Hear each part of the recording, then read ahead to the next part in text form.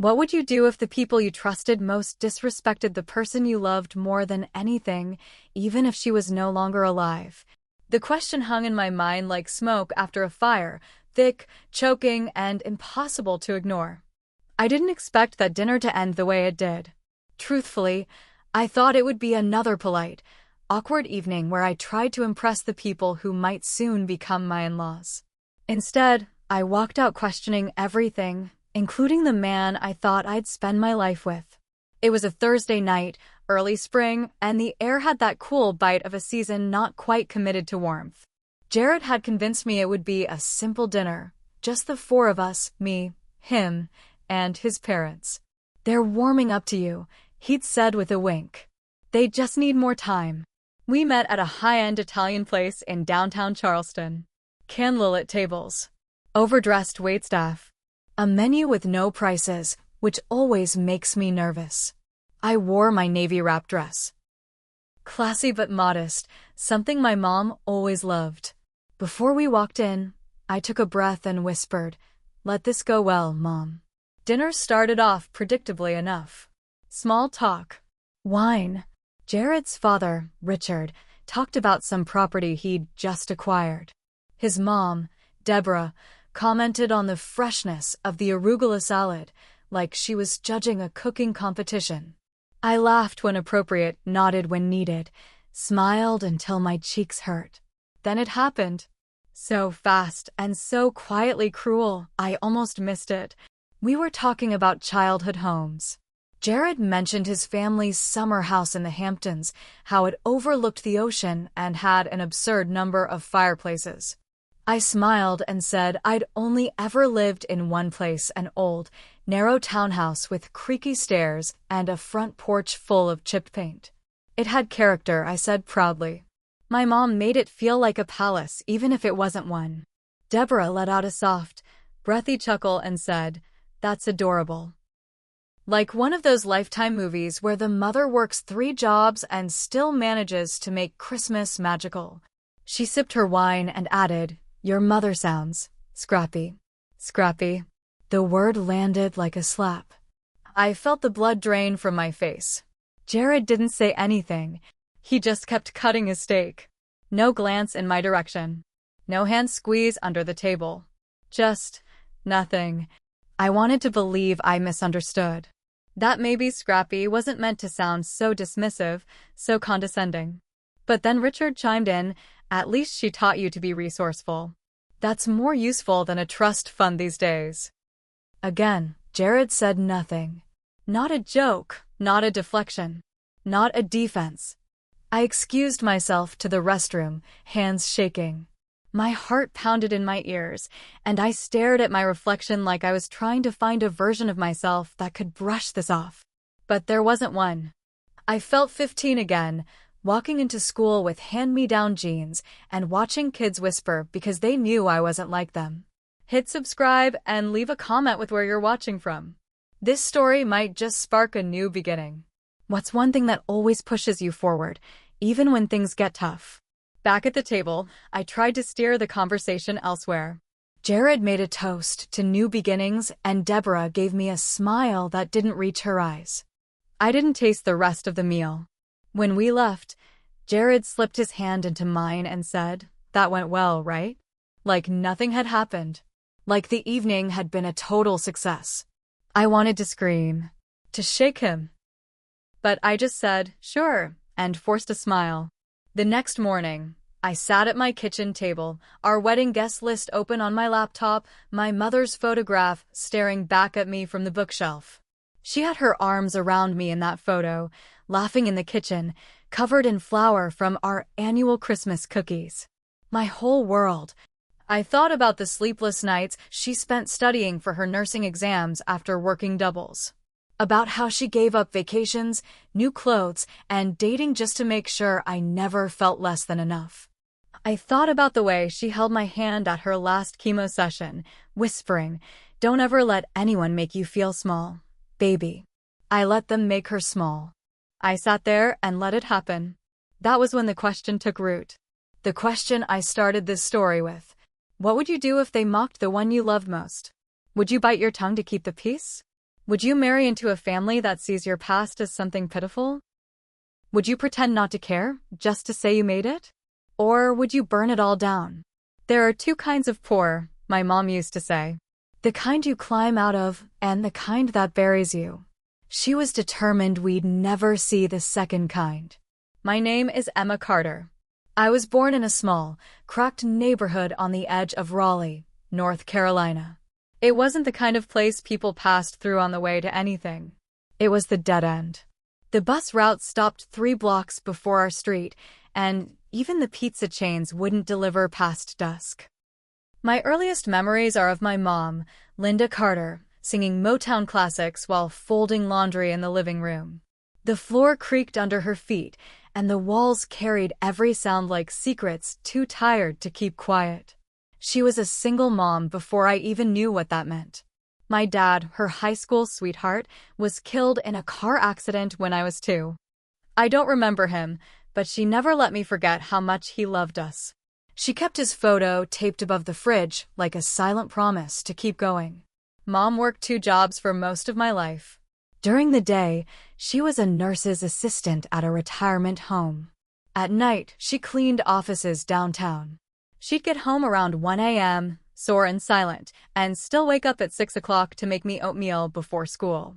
I never once heard her complain, but I saw the pain in the way she rubbed her wrists at the sink, in the way she winced when she sat down too fast. I saw it, and I loved her all the more for it. People used to say she was beautiful. And she was. Not in the glossy, magazine cover kind of way, but in the way she moved through the world like she belonged, even when it tried to convince her otherwise. I once saw a man cut in line at the grocery store, and she tapped him on the shoulder, smiled, and said, "We all got places to be, honey. You're no more important than the rest of us." He apologized and stepped back without a word. That was her power, grace with a backbone. She taught me how to cook, not because she thought it was a woman's job, but because she wanted me to know how to feed myself when she couldn't. When I got straight A's in 5th grade, she cried in the bathroom because she couldn't afford to buy me a new dress for the awards ceremony. I wore one from Goodwill, and she fixed the seam by hand so carefully no one could tell. I remember her hands, always busy, always warm. Even when we didn't have heat, I'd fall asleep in her lap and feel safer than I ever have since. We didn't have much, but she made life feel full. At Christmas, we wrapped old books in newspaper. At Halloween, she sewed costumes from pillowcases. And when the cancer came, sudden and merciless, she told me, "This isn't the end. This is just life reminding me to slow down." She was wrong. It was ovarian cancer. Stage 4. By the time she went to the doctor, it had already spread.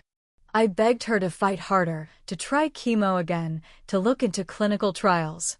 She only smiled, kissed my forehead, and said, "You need to learn to be brave without me, baby. That's the real test." She died on a Tuesday morning, 2 years ago, with my hand in hers and Motown playing from my phone. I was 27, still renting a 1-bedroom apartment, and trying to finish my graduate degree in public policy. I thought I'd never breathe right again. And then came Jared. Tall, confident, all-American. He spoke in full paragraphs and smiled like he knew how good-looking he was, but didn't make it annoying. We met at a panel on education reform. He approached me afterward, said I asked the only real question in the room. It felt like someone had turned the lights back on in a room I'd gotten used to seeing dark. Jared had everything I didn't. A 2-story house. Weekend golf trips. Parents who called just to say hi. It felt like stepping into a different universe. One with brunch reservations and ski trips and dinner parties where people said things like legacy and endowment and Northeast boarding schools. For a while, I thought I could belong there. That I could blend the world I came from with the one he lived in. I brought him to my mom's grave, told him stories, showed him the cookbook she wrote notes in. He said all the right things. Or maybe I just heard what I needed to. Looking back, I see the cracks were always there. The jokes his friends made about low-income grit. The time his mom looked me up and down at Thanksgiving and said, "You're very practical." The way Jared always laughed awkwardly, never challenged them, and brushed it off with, "They mean well." No, they didn't. And I was too in love, or too desperate for belonging, to call it what it was. I think about my mom often now, especially in the quiet hours. How much she gave up so I could live free of shame. And yet here I was, allowing people who never knew her to reduce her to a stereotype. A joke. A punchline at a linen-covered dinner table. People like Jared's parents don't understand what it means to be raised by someone who built everything from nothing. They don't understand how sacred it feels to hold the memory of a woman who never got her due. And they certainly don't understand what it feels like to sit in a room full of privilege and feel like your whole life is being measured and mocked behind polite smiles. But I do. And now I can't unsee it. I can't unfeel it. And I don't know how to marry into a family that sees my mother, the best part of me, as some quaint, tragic footnote. She deserved better. And so do I. Love stories never start with caution signs. If they did, maybe we'd read them more carefully. I met Jared Blake on a rainy Tuesday in October. The kind of day where everyone looks down and walks faster, coats pulled tight, heads ducked like there's something shameful about getting wet. I was late to a panel on criminal justice reform hosted at the university's law building. I just started my final year of grad school and was balancing 2 internships, 1 job, and a thesis that was eating me alive. I slipped in quietly during the second question, found the last empty seat in the back row, and tried to catch my breath. The panelists were already deep into a conversation about systemic inequality, how sentencing policies disproportionately affected Black and brown communities. It was heavy stuff, the kind I felt in my chest, the kind I'd seen growing up, even if no one called it by name back then. And then Jared stood up. Clean-cut, sharp jawline, button-down shirt that probably cost more than my entire outfit. He raised his hand, not to debate, but to ask a question that made the entire room pause. What role does generational wealth play in a system that claims to reward individual effort? Not just thoughtful, but risky. Especially coming from a guy who looked like he had generational wealth. I watched him as he sat down. Something about the way he held himself, confident but not arrogant, made me pay attention. After the panel, I found myself lingering by the coffee table, pretending to read a flyer I'd seen 100 times. He walked up behind me and said, "You asked the best question in the room." I turned, a little startled, and replied, "I didn't ask a question." He smiled, that charming, practiced smile. "Exactly. But you looked like you wanted to. What would it have been?" So we talked. For 20 minutes. Then 40. Then we ended up walking 4 blocks in the rain because neither of us wanted to stop. He told me he was a first-year associate at a boutique firm downtown. I told him I was studying public policy because my mom used to say, "If you don't like how things are, learn how to change the rules." He liked that. I liked that he liked it. By our 3rd date, I was hooked. Jared was attentive, respectful, always curious about my work. He asked questions, remembered details, opened car doors like some kind of modern gentleman. He read The Atlantic and made great omelets. The first time he kissed me, it was outside a bookstore. I'd just finished rambling about Toni Morrison for 15 straight minutes, and he said, "You talk like you're on fire." I like it. How could I not fall for that? I met his friends soon after, fellow lawyers, some from Ivy League schools, some from legacy families that treated success like a birthright. They were nice enough. Polite. One of them joked that I was refreshing, like I was a houseplant in a room full of imported leather. I didn't know whether to be flattered or insulted. Jared just laughed and said, "Don't mind him. You're real. That's what they're not used to." Still, I felt it, the subtle distance.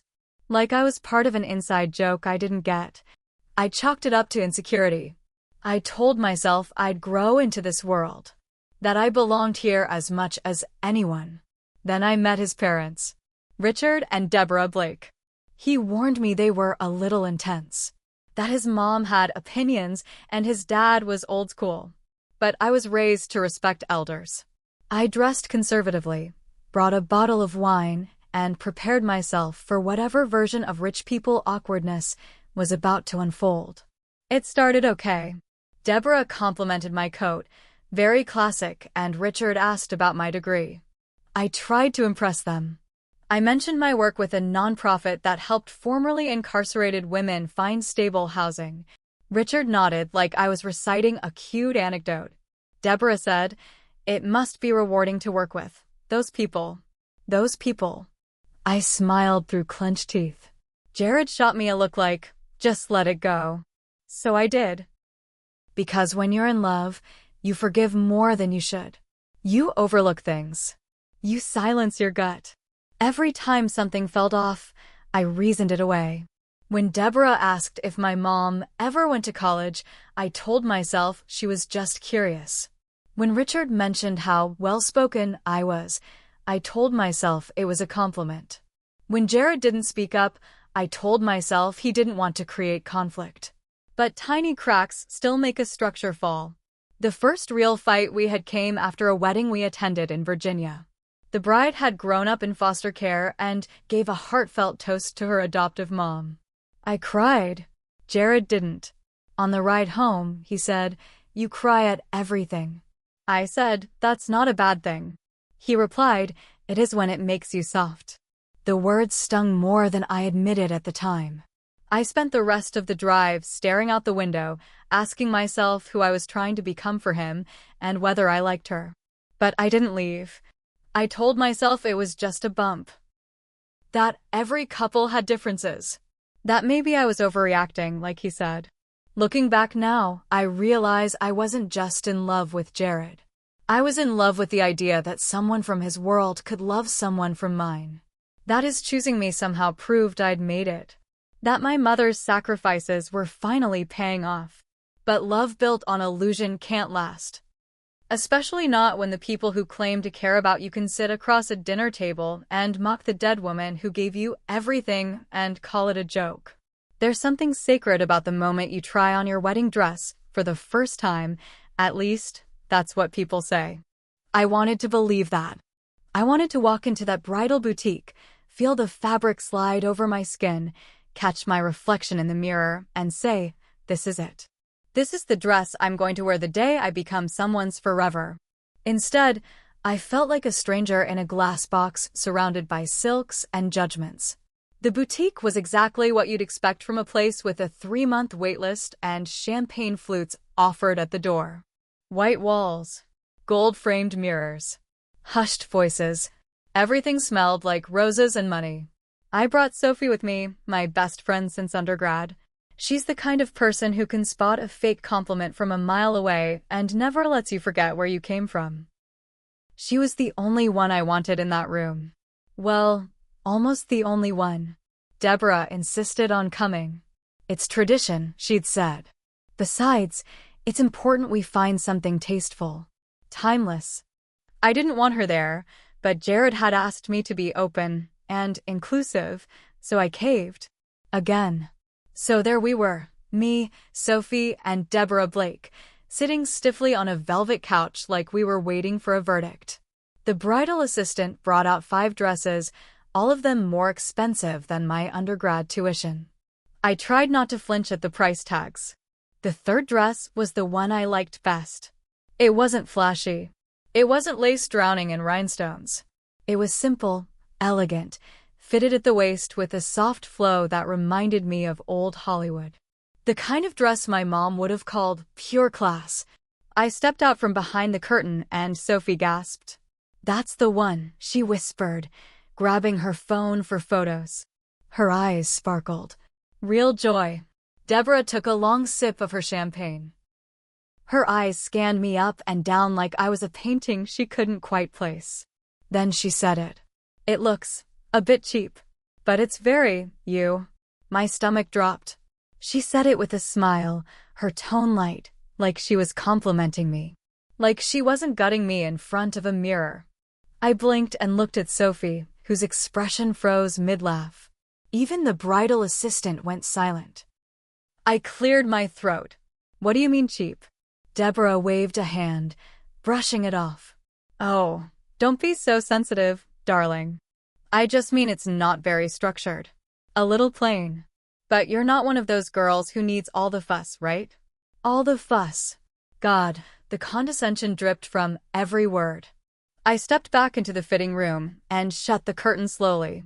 My heart thudded in my chest, and my hands started shaking. I stared at myself in the mirror, trying to hold it together. I could hear Sophie whispering something, probably defending me. But Deborah kept talking like I wasn't even there. I just don't want her to look out of place next to Jared. He comes from a long line of sophistication. It's important their wedding reflects that. Not me. Not us. An aesthetic. A checklist. A carefully curated social display. I took a deep breath, then another. My mom's voice echoed in my head. You're not meant to fit into places that shrink you. Stand up straight, baby. Shoulders back. You're made of more than they can measure. I walked back out, still wearing the dress. Deborah had returned to scrolling her phone. I love this dress, I said, loud enough for everyone to hear. And this is the one I'm wearing when I marry your son. She looked up, blinked, smiled. Of course, sweetheart. If it makes you happy. That's the thing about women like Deborah, they wield their words like scalpels and dress their dismissiveness in silk. But underneath?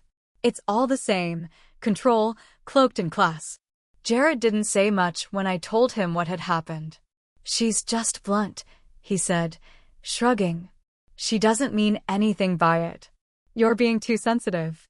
That line. You're being too sensitive. I'd heard it from him before. Every time something didn't sit right.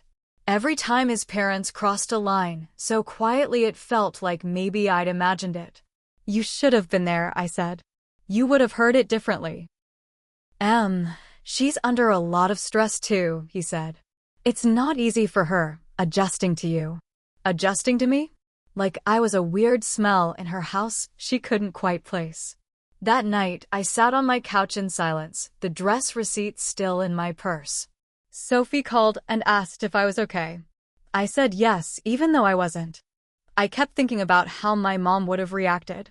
She would have stood up, smiled that iron-willed smile of hers, and then cut someone down to size with nothing more than truth and good posture. I wasn't her. Not yet. But I was getting closer. And for the first time, I realized something chilling. Deborah didn't accidentally insult my mother in that restaurant weeks ago. She didn't accidentally call my wedding dress cheap. These weren't slips of the tongue. They were tests. Little trials to see how much I'd endure to be accepted. And Jared? He was failing every one of them. You never really know the moment your life is about to shift. Sometimes it starts with a slow burn. Other times, it comes at you with a plate of roasted duck and a glass of red wine. For me, it was both. It was supposed to be a celebratory dinner. That's what Jared called it. Just us and my parents, he'd said. To toast the final stretch before the wedding. We're almost there. I didn't want to go.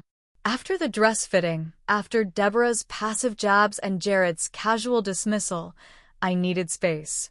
But I showed up. Because that's what you do when you love someone. You show up even when it hurts. The restaurant was one of those sleek, dimly lit places where the waiters pronounced the menu items like sacred texts. Deborah and Richard were already seated when we arrived, Deborah in her usual pearls, Richard sipping something dark and expensive. Emma, Deborah said with a smile, leaning in for a brief air kiss that missed my cheek by an inch. You look rested. Rested. I hadn't slept in 2 days. We ordered drinks. Jared and Richard talked about a recent Supreme Court ruling. Deborah commented on the floral arrangement at the center of the table. I nodded, smiled, bit my tongue. Then, the conversation turned to the wedding. So, Richard said, swirling his wine, Deborah was telling me you finalized the guest list? I nodded. We capped it at 120. It felt right, small, intimate. Deborah raised an eyebrow. That's quite small. Are you sure that's wise? We still haven't included many of Jared's extended family. And some of our friends haven't RSVP'd yet. I'm sure they'll want to be there. I kept my voice calm. It's our wedding. We agreed we wanted it to feel personal. Deborah didn't flinch. Of course. I just wonder if some of your background is making you lean a little too modest. A wedding is a statement, Emma. It reflects who you are. I felt Jared shift in his seat beside me, but he didn't say a word. I leaned forward slightly. I'm not sure what you mean by background, Deborah. She smiled. Oh, I only meant that you come from a simpler upbringing. There's nothing wrong with that. But you're marrying into a family that has certain expectations. Appearances matter. And there it was. The mask dropped, even if her smile didn't. I looked at Jared, waiting, begging him silently, say something. Defend me. Defend my mom. He didn't. He took a sip of wine and cleared his throat. Let's not get into this now. Deborah pressed on. We're just having a conversation. Emma, dear, please don't take offense. I admire how hard your mother worked. Really, I do. It's inspiring. But surely you understand that different circles require different standards. That word again. Inspiring. As if my mother's entire life was some motivational TED Talk, not decades of grinding, sacrificing, and dying too young. I felt it then, something rising in me. A wave. A storm. A voice that finally refused to stay quiet. No, I said, soft but firm. What I understand is that you've been belittling me and my mother since the moment you met me. The table fell silent. Richard stiffened. Jared opened his mouth to speak, but I didn't let him. You call it being blunt or honest, but it's cruelty wrapped in pearls and Chardonnay. My mom may not have gone to an Ivy League school or hosted dinner parties with wine pairings, but she taught me what real strength looks like. What love looks like. And if she were here, if she heard half of the things you've said, she'd still have more grace in her little finger than I've seen from either of you. Deborah blinked. I think you're overreacting. I laughed. A short, sharp sound that didn't feel like mine. No. I've been underreacting for months. I've smiled through insults. Bit my tongue through backhanded compliments. I let you call my mom Scrappy like that was cute. I let you treat me like I was some charity case Jared brought home to feel worldly. Jared reached for my hand under the table. I pulled it away. Emma, he said, low, almost pleading, let's not do this here. No, Jared. Let's absolutely do this here. I turned to him. Because every time they've crossed a line, you've done nothing. You've looked the other way, cracked a joke, or asked me to understand where they're coming from. Well, guess what? I do understand. They're never going to accept me. And worse, you don't really want them to. He looked stunned. Like he hadn't expected me to finally say the thing I'd been thinking for months. I stood up, my napkin falling to the floor like a dropped flag. I'm done pretending this is okay. I won't marry into a family that disrespects my mother's memory, and I won't marry a man who lets them. Deborah gasped. Richard said something under his breath. Jared looked like he'd been hit in the chest, but I didn't wait for their reactions. I walked out, heels clicking on the marble floor, heart pounding like war drums. Outside, the air was cold and alive. I sucked in a breath like I'd been underwater for too long. And, for the first time in months, I felt free. Hit subscribe and leave a comment with where you're watching from. This story might just spark a new beginning. What's one thing that always pushes you forward, even when things get tough? People talk about canceling a wedding like it's canceling a dinner reservation. Like you just call a number, say it's off, and that's that. But when you're 6 weeks away from walking down the aisle with a man you were supposed to love forever, when the dress is hanging in the closet, the venue is paid in full, and your name is already printed on 120 embossed invitations, canceling a wedding feels more like detonating a bomb. There is no graceful way to unplan a future. I woke up the morning after the dinner with swollen eyes and a knot in my throat that hadn't loosened all night. My phone had 23 missed calls. 5 voicemails from Jared. 1 from his mother. None from my father. None from my mother, either. Because they weren't here.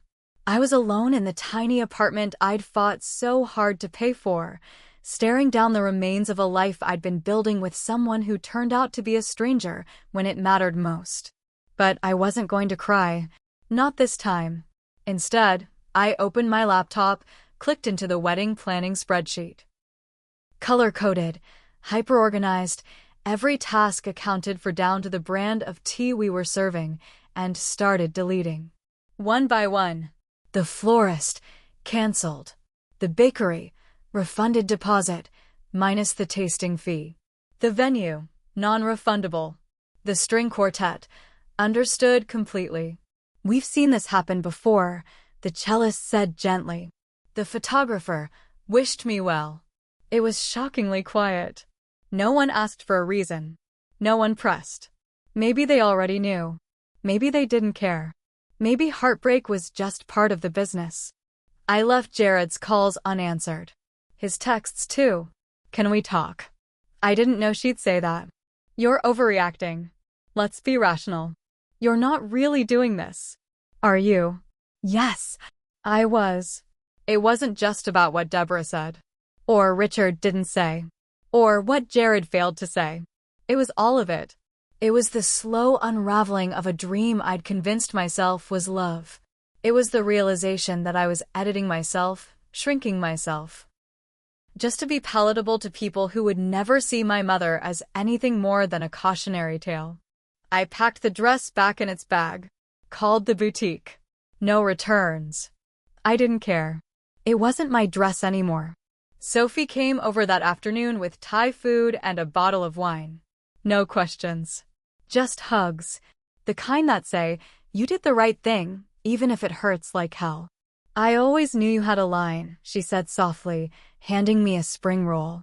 I just didn't know how far they'd have to push to find it. I nodded. Neither did I. We sat on my couch, watching reruns of The Golden Girls, eating noodles and talking about everything but Jared. I needed that. I needed to feel normal again. But normal doesn't come easy when you've spent months preparing to become someone's wife, only to realize you've been building a future on shaky ground. The calls kept coming. Jared tried showing up twice. I didn't answer the door. Then came the emails. Long, carefully worded messages that tried to rationalize what happened, plead for understanding, remind me of what we had. But they all had the same undercurrent. Come back. Be reasonable. Forget what they said. Let's keep moving forward. He never once said, I should have defended you. He never said, I'm sorry I failed you. He never said, your mom deserved better. So I never wrote back. Instead, I called my aunt, my mom's older sister, the only family I had left worth calling. She lived 2 states over, but when she heard the tremble in my voice, she didn't hesitate. You want me to come get you? She asked. No, I said. I think I just need to sit in this. Figure out what happens next. She paused, then said the most grounding words I'd heard in days. Your mama would be proud. I cried then. The ugly kind. The grief kind. The kind that shakes loose the pieces you've been holding together with string and stubbornness. Because that was the real pain underneath all of this, not just losing Jared, but realizing how much I still wanted my mom. Her voice. Her guidance. Her arms around me. I'd spent the last 2 years trying to survive her absence. Then I spent the last 8 months trying to replace her absence with the idea of a new family. But what I was really doing was trying to avoid the emptiness. And in the process, I nearly married into people who would have erased her memory entirely. That realization lit something in me. So I made one last call. One I'd been avoiding. The wedding planner, Kelly. A sweet woman with a high bun and an even higher caffeine tolerance. I liked her. She always called me Sunshine. Emma, she said when she picked up. I was just about to confirm the linen order. What's up? I exhaled. It's off. I'm calling it off. Silence. Then, oh honey. I'm so sorry. Don't be, I said. This is the first thing I've done in weeks that feels right. She canceled everything within the hour. No judgment. No drama. Just quiet support. When she hung up, she said, "You're brave. You know that?" I didn't feel brave. I felt broken. But broken on my own terms felt better than whole on someone else's. There are places you avoid because they make the silence too loud. My mother's grave was one of those places. I hadn't been back since the funeral. That was over 2 years ago. Back then, I'd stood in a black dress with shaking knees and a heart so raw I didn't think it would ever beat the same again. I spoke at her service. Everyone said I was strong. But the truth is, I don't even remember what I said. Grief fogs things like that.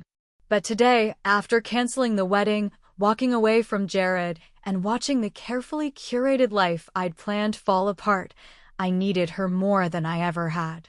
I stopped at the little flower shop near the cemetery, the same one we used to visit every Mother's Day.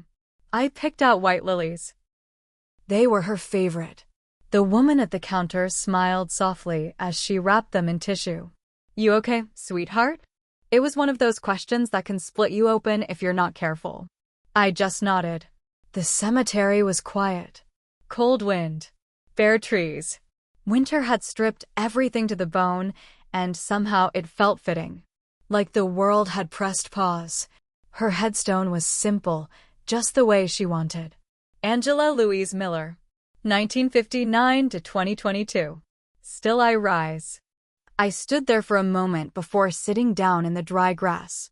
The ground was hard beneath me, but I didn't care. I set the lilies at the base and pulled my coat tighter. Then I spoke. I called off the wedding, Mama. It felt strange saying it out loud. Like speaking into a vast, invisible ocean and hoping the waves carried your words somewhere they mattered. I swallowed. You probably would have done it sooner. You would have seen it before I did. I told her everything. About Deborah. About the dinner. About how I kept letting things slide because I wanted to believe Jared was worth it. About how silence became survival. About how much I missed her when I needed someone to remind me who I was. "I forgot for a while," I said, voice cracking. "I forgot what you taught me. That love doesn't require you to shrink. That you don't marry someone just to feel chosen, you marry them because they see you. All of you. Even the parts that aren't shiny." I wiped my cheek with my sleeve. "You raised me better than that. And I'm sorry it took me so long to act like it." I sat there for a long time. Just breathing. Just being. Grief doesn't always show up as tears. Sometimes it's the ache behind your ribs. The quiet scream lodged in your throat. The way you reach for the phone and remember, too late, there's no one to call. But that day, something shifted. Not all at once. Not dramatically. Just a little click inside me, like a door opening. I didn't feel fixed. I didn't feel strong. But I felt real, and that was something. On the way home, I stopped by the apartment and finally opened the tote bag I'd been avoiding. It had all the wedding samples, the swatches, the RSVP mock-ups, the seating chart sketches. I started a fire in the tiny fireplace Sophie and I had fixed up last year and tossed them in one by one. Not out of bitterness, but as a kind of funeral. Not for love, but for the version of myself who thought she had to beg for it. That night, I found the old voice recording on my phone, one I hadn't listened to since my mom passed. It was just her, leaving me a message after a long shift at the diner. "Hey, baby girl, I saw that article you wrote in the student paper. Made me cry, but in a good way. You keep fighting for people, okay? You've always had a heart too big for one body. Don't let the world shrink it. I love you. Always." I listened to it 3 times before I fell asleep. And for the first night in weeks, I didn't dream about Jared. I dreamed about my mom, standing in our old kitchen, flour on her hands, laughing like she used to before her lungs got bad, telling me, "You're gonna be okay, Em. Even better. Just watch." News travels fast in the age of curated lives and filtered engagement photos. Within 48 hours of canceling the wedding, my phone transformed into a buzzing, blinking panic machine. Notifications, missed calls, DMs from people I hadn't spoken to in years. Everyone wanted to know, what happened? Are you okay? Is it true? At first, I ignored them. I didn't owe anyone an explanation. But the silence felt loud too. So I posted a short message on Instagram. Out of love and respect for myself and my late mother, I've made the decision to end my engagement. Thank you to those who've shown kindness and understanding. I won't be answering questions or sharing details. Just know, this was the right choice for me. The responses poured in. Some were kind, surprisingly kind. Takes guts, girl. Proud of you. I always knew you had that fire. Wishing you peace. Your mom raised a fighter. She'd be proud. Some were less kind. Couldn't you work it out? Cold feet, huh? Seems like a waste of time and money. Poor Jared. He must be devastated. Funny how the sympathy always seems to flow toward the man, no matter the story. What really hit me, though, were the messages that came from unexpected corners. Like from Mrs. Kaplan, my old high school English teacher. She DM'd me. I saw your post. I just want you to know, choosing your own peace over other people's approval is a kind of poetry. Good for you. And a former coworker from my first job out of college sent this. I once called off a wedding 3 weeks before the date. Best decision of my life. Took me years to say that out loud. You just gave me courage. Courage. That word stuck with me. Because most days, I didn't feel courageous. I felt bruised. Raw. Like someone had peeled the protective layer off my life and left it exposed. But messages like that, tiny sparks in the dark, they reminded me I wasn't the only one. Sophie, of course, stayed solid through the whole thing. She printed out the kind messages and taped them to my fridge like love notes from the universe. She also brought over ice cream, wine, and a burner playlist titled Emma's Post-Wedding Bad B** TCHERA.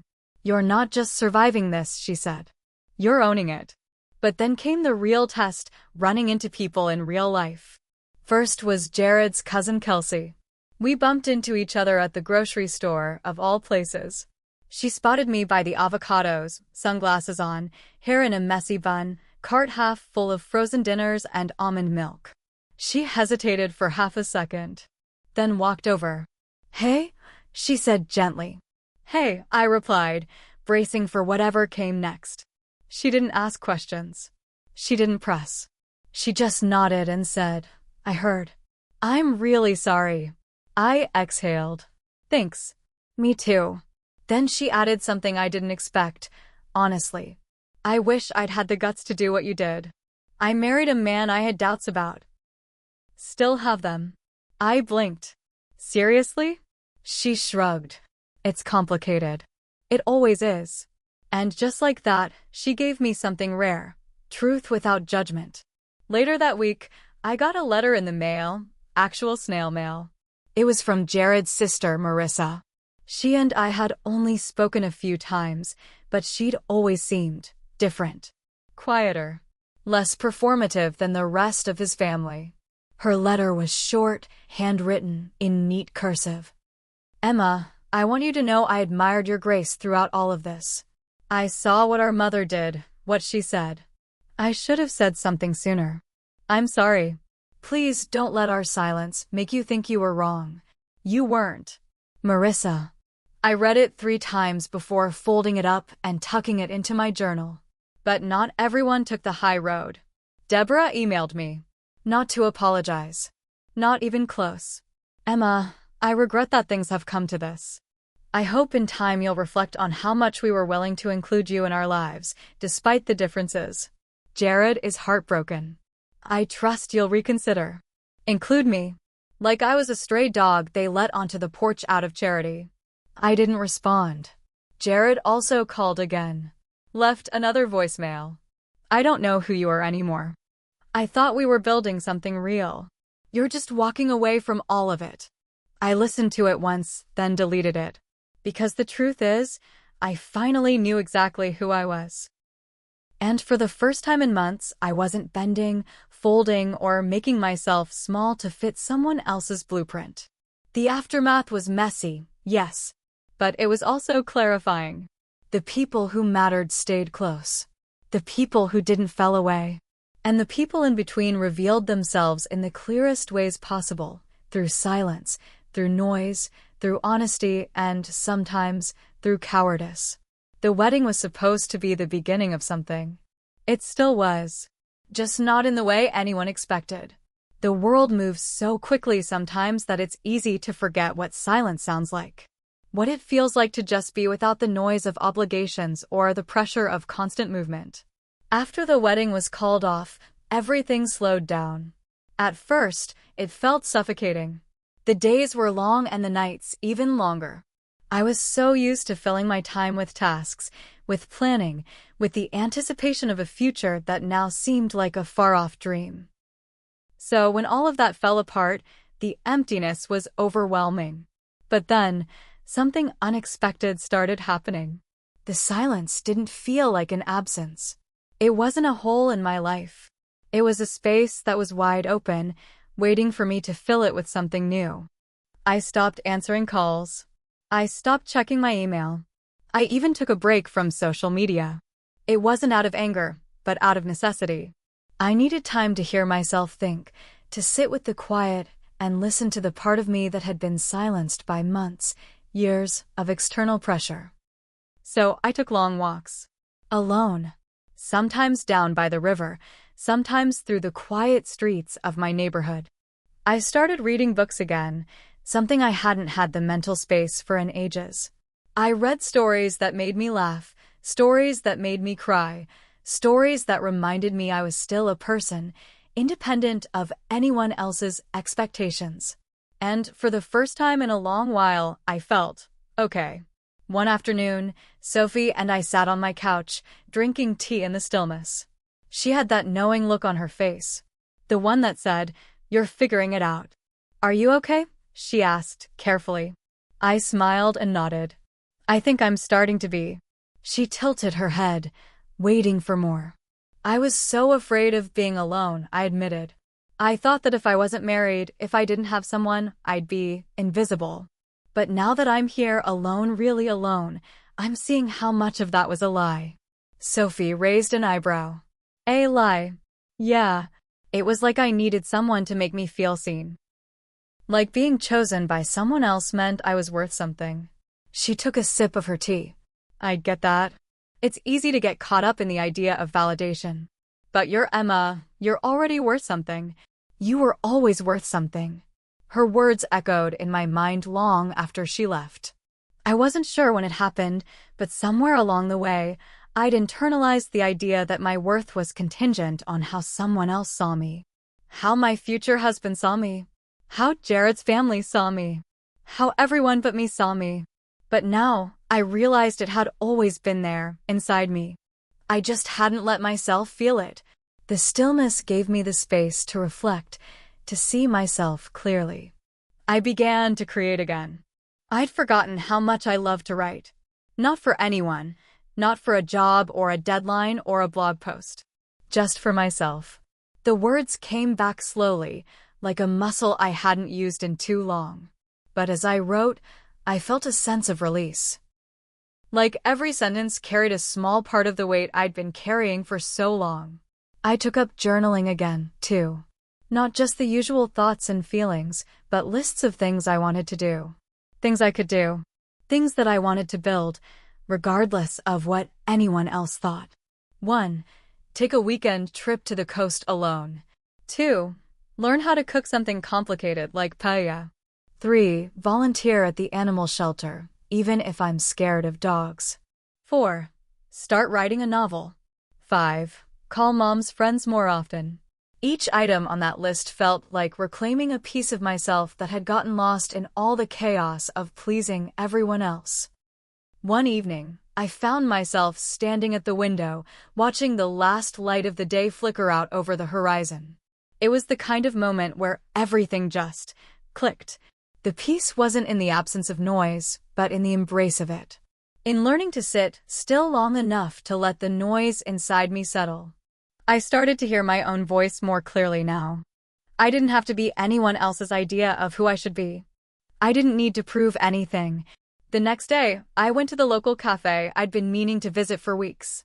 The sun was shining, the coffee smelled incredible, and for the first time in a long time, I felt at peace. No rush. No expectation. Just a woman, sitting in the moment, savoring her life. That afternoon, as I sipped my coffee, I ran into Marisa, Jared's sister. She looked a little different, softer. We hadn't spoken since the letter, and I wasn't sure how I'd feel about seeing her. But she smiled, genuinely, and sat down across from me. "I know it's probably awkward," she started, "but I wanted to say thank you for not shutting me out." I nodded, surprised. "You really think I'd shut you out?" She shrugged. "I wasn't sure. But you've always been good about seeing people even when they don't deserve it." I didn't know how to respond to that. All I could do was offer her a small smile. "It's not easy, doing the right thing. But you're doing it," she said. We sat in comfortable silence for a while. It wasn't a conversation about Jared or the wedding or anything heavy.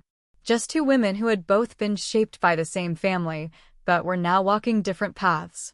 When we parted ways, I felt a strange sense of relief. It wasn't about fixing things or forgiving too soon. It was about accepting that people are complicated, and that forgiveness doesn't mean you have to let them back in. You can let go without needing them to change. Later that night, I finally unpacked my bags. No more wedding dress. No more vision of a life I was never meant to have. And it felt good. Not final. Not a permanent goodbye. Just a release. Because in the stillness, I found my strength. And now I was ready to start building my future on my own terms. They say you can't start a new chapter of your life until you stop rereading the last one. And I had spent so long, years really, trying to turn the page, but finding myself stuck in the same loop of old hopes, old dreams, old mistakes. But now everything had changed. I had to admit, I felt free. For the first time in ages, there were no expectations hanging over me. No looming wedding date, no dinners with Jared's family where I had to smile and pretend that everything was perfect when it never was. I was standing in the middle of my life, with everything I needed to move forward right in front of me. The hardest part of moving on wasn't about erasing the past. It was about letting go of the fear that the past was all I would ever have. I spent the next few weeks focused on small but important things. I found a new apartment, one I could afford on my own without needing to rely on anyone else. It wasn't huge, but it had character. A tiny studio with old hardwood floors and a kitchen that smelled like garlic and fresh bread every time I cooked. It was mine. I painted the walls a soft shade of blue and covered the couch with blankets I'd picked out myself. There were no reminders of what could have been, no photos of a life that wasn't mine anymore. Just my things. My space. My peace. Sophie helped me move in, of course. She was the first person I called when I decided it was time to leave the old place behind. As we carried boxes into the new apartment, she said, "I love this for you. It's like you're building a new version of yourself." "I am," I said, smiling as I unpacked a shelf of books. "And I think I'm going to like her." The first week in the new apartment felt like a breath I hadn't known I was holding. I went for walks in the evenings, just around the neighborhood, taking in the sights and sounds of a world I'd forgotten to notice. I had time now. Time to breathe. Time to reflect. Time to choose. Choosing was the part one struggled with before. I had lived my life in the background, letting other people's desires and opinions decide for me. Whether it was Jared's plans, my mom's wishes, or the pressure to follow the right path in life, I'd always deferred. I didn't want to disappoint anyone. I didn't want to let anyone down.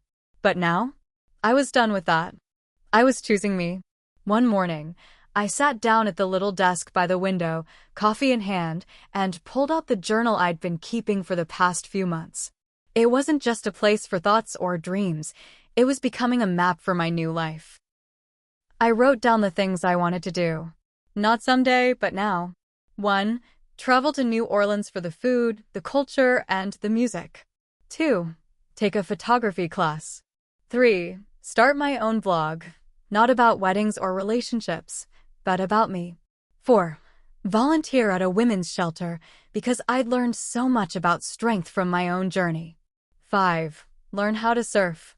I was still scared of it, but something about it called to me. It wasn't a list of grandiose plans. It was just life. And it was my life, for once. One evening, I treated myself to a solo dinner at a cozy little Italian bistro that I had always been curious about but never dared to enter alone. The moment I sat down at the small table for two, I felt a little nervous. The old, familiar feeling of being alone crept in. But it wasn't the bad kind of loneliness. It was the kind that made space for me.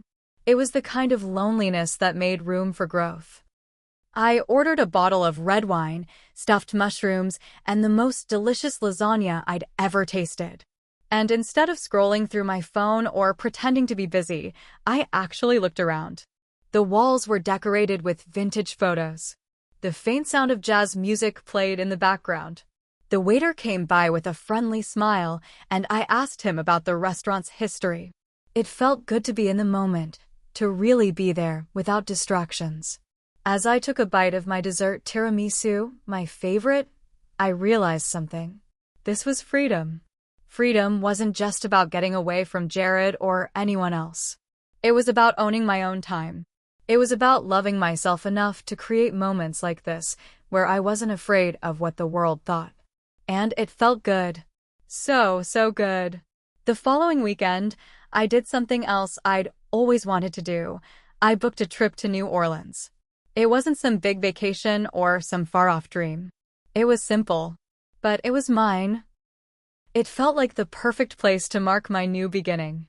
I would learn about the city's history, indulge in gumbo and beignets, listen to jazz, and just live. That was the key to this new chapter, living for myself, with no one's opinions or judgments weighing me down. I realized I had been waiting for permission my whole life. And now? I was giving it to myself. I called Sophie as soon as the plane ticket was booked. "I'm doing it," I said. "I'm going to New Orleans." Her voice rang with excitement. "Yes, I love that. You deserve this, Emma. I'm so proud of you." And just like that, the momentum built. Each small step I took towards independence, towards rediscovering myself, felt like a brick being laid in the foundation of the woman I was becoming. I wasn't the same person who had been on the edge of a wedding day that felt wrong. I wasn't the woman who had tried to fit into someone else's life. I was becoming the person I was always meant to be. Strong, free, and unapologetically me. I used to think that I had to have everything figured out. That life was a puzzle that needed solving, and the pieces had to fit perfectly. But now, as I stand here, looking out at the horizon, I realize that life isn't about knowing every step ahead.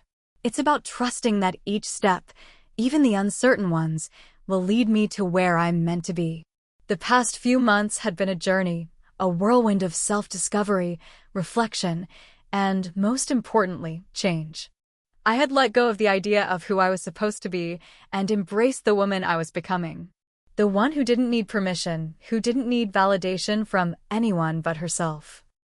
It wasn't perfect. Some days, the loneliness crept in again, the nagging voice that whispered that maybe I wasn't meant to be alone forever. But those moments didn't define me. They were fleeting. And when they came, I knew I was stronger now. I knew that being alone didn't mean being incomplete. It meant I was whole, and I was learning how to be whole without anyone else needing to complete me. I had just returned from my solo trip to New Orleans, and it had been everything I'd hoped for and more. The music, the food, the people, it was a city full of life, and it reminded me of something important, that life doesn't wait for the perfect moment to begin.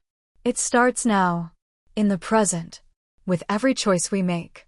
As I sat on my small balcony that evening, watching the sun dip below the skyline of the city, I couldn't help but smile. I was here. I had made it.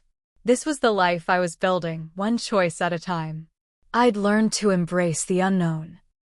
Not because it was easy, but because it was mine to navigate. Every step forward felt like a victory, even the small ones. It wasn't about having all the answers. It was about taking the first step, even when the path wasn't clear. One thing I realized during my time away and throughout my entire journey was how much I had undervalued my own strength.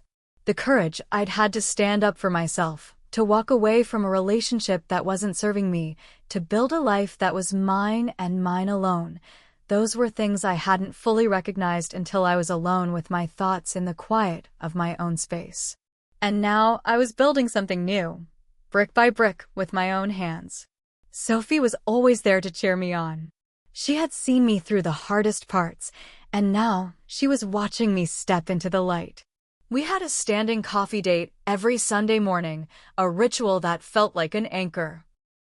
That morning, as we sat across from each other in the same cafe where I'd gone by myself for the first time, I knew something had shifted.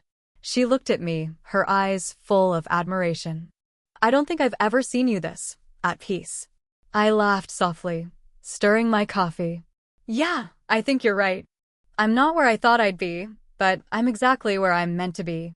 She smiled, taking a sip from her cup. "It's been amazing to watch you grow." "I'm so proud of you, Emma." I looked down at my hands, then up at her. I never thought I could do it. I kept waiting for someone else to show me the way. But the truth is, I had to figure it out myself. "And you did," she said softly. "You really did." And that was the most freeing part of all, the realization that I could count on myself. I had always believed that I needed to be validated by others, to be chosen by someone else to feel worthy. But I was choosing myself now. I was choosing the life I wanted, regardless of what anyone else thought or expected. The future was still a big, unknown world, but I wasn't afraid anymore. I had my own vision, and it was growing clearer every day. There were still so many dreams to chase, so many things I wanted to accomplish, and so many ways I wanted to keep evolving.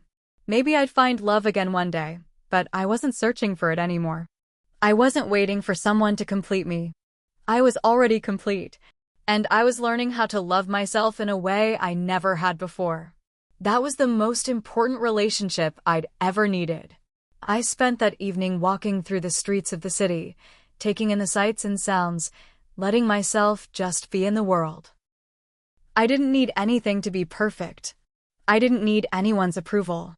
I was walking my path, and I was learning to trust that every step forward, no matter how small, was leading me exactly where I needed to be. The wind brushed against my face, and I smiled, breathing in the night air. Life was uncertain, but it was also beautiful, and I was ready for whatever came next. For the first time in what felt like forever, I woke up without the weight of expectations pressing down on me. The kind of expectations I had carried around for years, those silent, heavy demands of what I should be doing, who I should be with, and what kind of life I should be leading. But now, with the sun streaming through my bedroom window and the world outside feeling wide open, I realized that I didn't have to have it all figured out. For once, I didn't need anyone's approval or permission to move forward. I was free. I was me.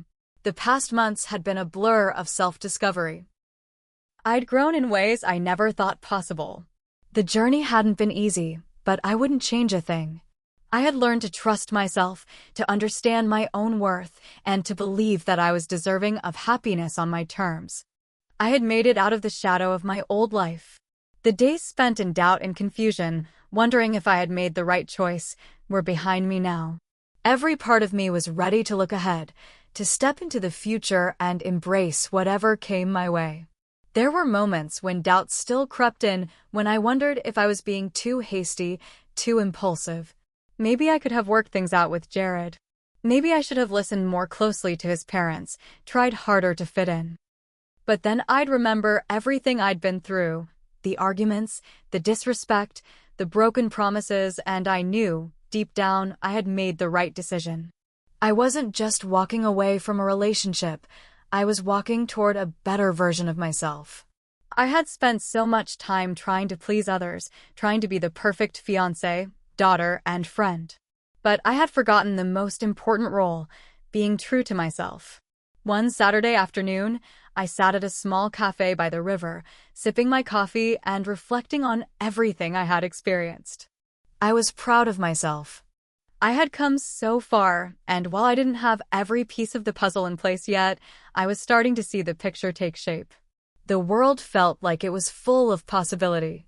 And with each passing day, I became more confident that I could shape that world into whatever I wanted it to be. But the future wasn't something to be feared. It was something to be embraced. I thought about how much I had learned in the past year, about love, about loss, about growth. I thought about the relationships that had come and gone, and I realized that they were all part of the bigger picture, each one teaching me something valuable. The most important lesson, though, was the one I had learned about myself. I had spent so many years seeking validation from others. But now I realized that I didn't need anyone's approval to feel whole. I was enough just as I was. The love I needed was the love I gave to myself. I was starting a new chapter in my life, one that was just mine. There would be moments of uncertainty, of course, but now I understood that uncertainty wasn't something to run from. It was something to lean into. After all, life had a way of surprising you when you least expected it. I was no longer afraid to take risks. I was no longer afraid to make mistakes. I was learning how to embrace both the joy and the pain that came with living authentically. As I sat there, watching the river flow calmly by, I realized that there was no one I needed to answer to but myself. And for the first time, that felt like the greatest gift. The future was waiting, and I was ready for it. I had learned to trust in my own strength, to let go of the past, and to step into a future full of possibility. And this time, I was doing it on my own terms. Hit subscribe and leave a comment with where you're watching from. This story might just spark a new beginning. What's one thing that always pushes you forward, even when things get tough?